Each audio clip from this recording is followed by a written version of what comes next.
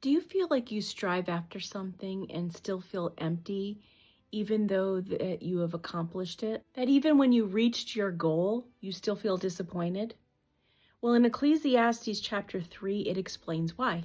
Ecclesiastes chapter 3, verse 1, it says, "To everything there is a season, a time for every purpose under heaven." In verses 2 through 8, it talks about everything that we are familiar with. There's a time to live and a time to die, time to embrace, it goes into all of those. And then if you skip down to verse 11, it says, "He has made everything beautiful in its time.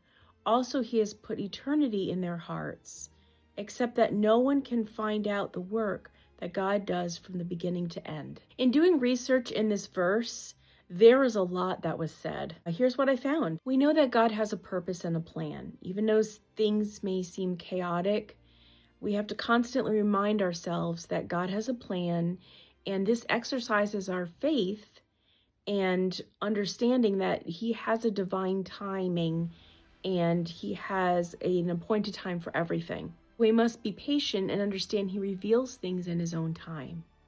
In Genesis chapter 1, verse 27, it talks about how God created man in His image. And so when verse 11 says that God has put eternity into their hearts, well, we desire things that aren't temporary. We have an underlying need to understand eternity and divinity. And this explains why we may feel unsatisfied when we accomplish earthly goals, but still feel empty inside.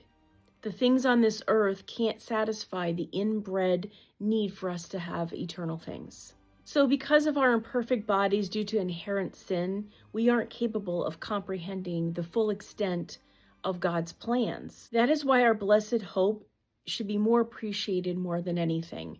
Jesus' sacrifice made it possible for us to have that ability again to where we can enjoy what was put into our hearts from the very beginning.